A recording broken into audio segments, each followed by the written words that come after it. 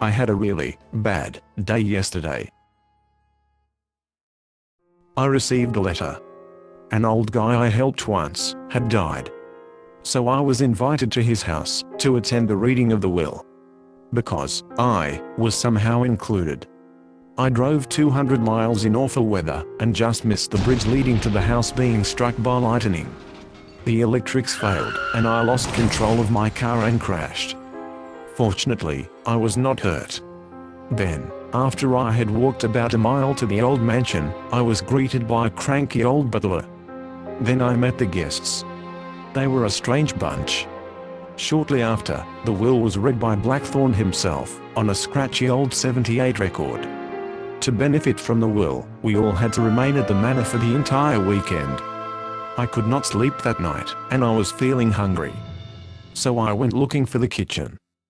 And, in the dark, I stumbled across the body of John Doe. There was a scream, and suddenly I was surrounded by all the guests. They all thought I had done this terrible thing. Then, the professor held up a note that was pinned to the body. The butler grabbed me and forced me upstairs. He took me right to the end of the landing, to a remote bedroom.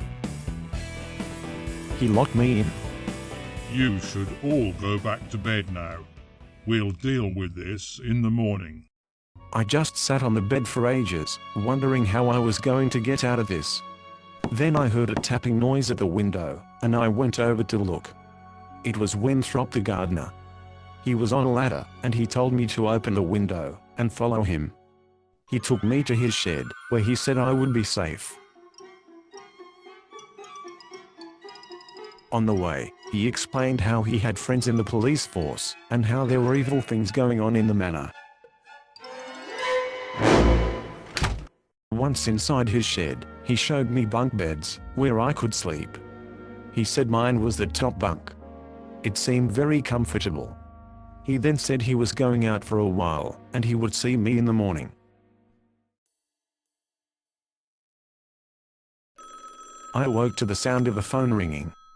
Winthrop answered it. But I couldn't understand the conversation. When he hung up, he said it was the police. They said they are getting the bridge repaired, and would be here later in the day. Should I escape? I asked him. But he said, no. Then he said to follow him. There were some things he wanted to show me, and it would need my help. He opened a trap door in the floor and led me down to a dark tunnel.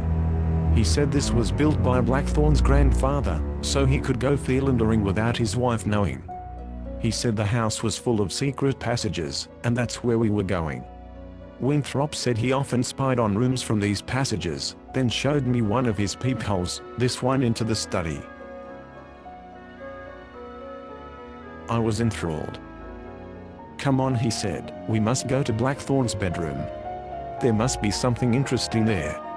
He pulled a lever, and a hidden door opened. We started looking around. Aha, he said, Blackthorne's journal. Now we have some reading to do. We searched a few more rooms, and found some incriminating evidence. Back in the shed, we set to work. I should go and check on the body. The body. It's gone.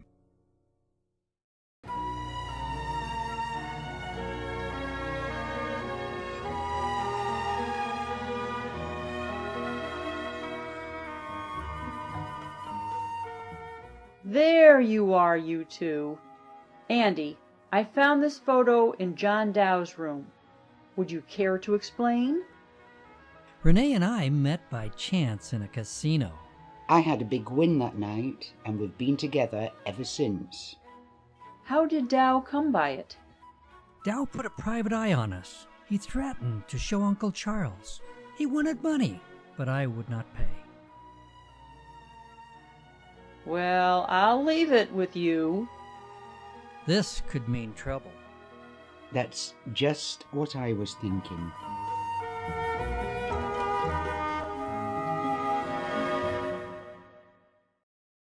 We spent all afternoon reading the journal and piecing things together. Eventually, we were done, and it was time to collect everyone together.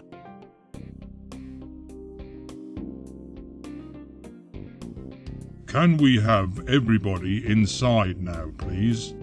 Winthrop has some news. In the study, please. Over here.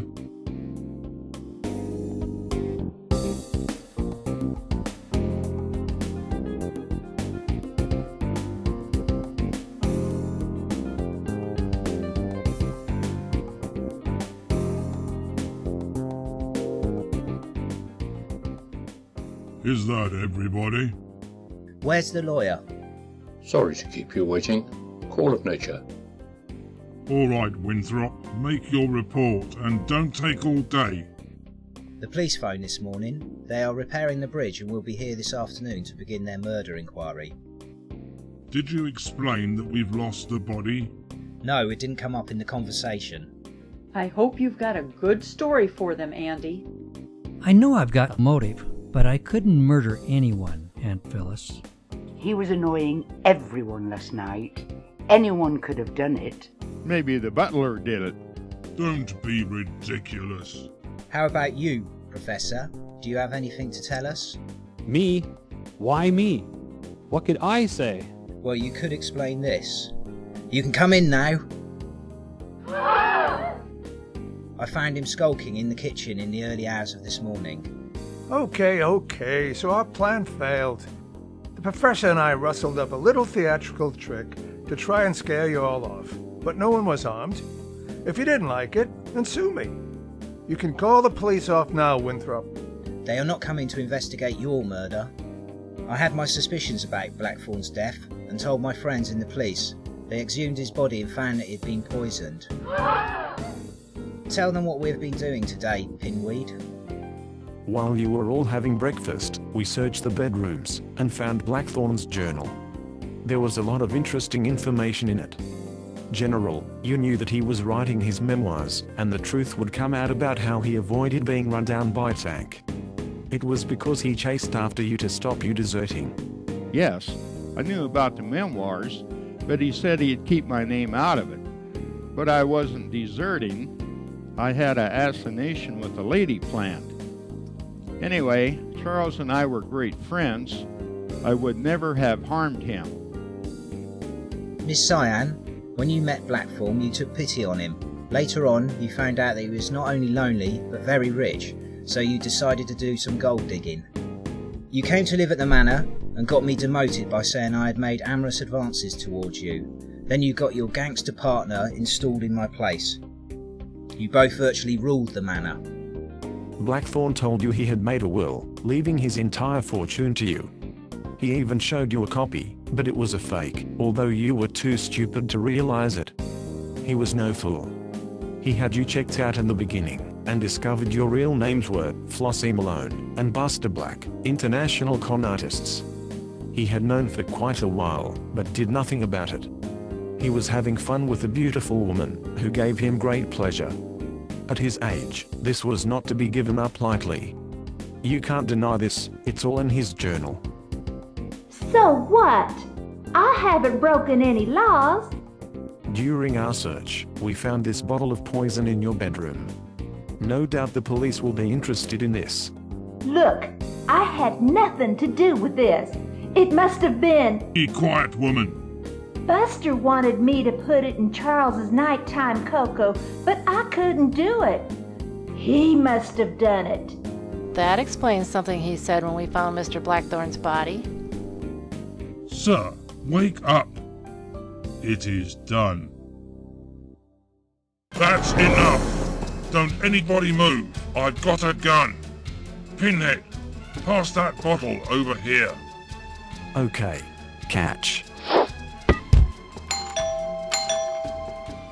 Nice shot, Pinweed. He's out cold. Somebody, please answer the door. The police are here.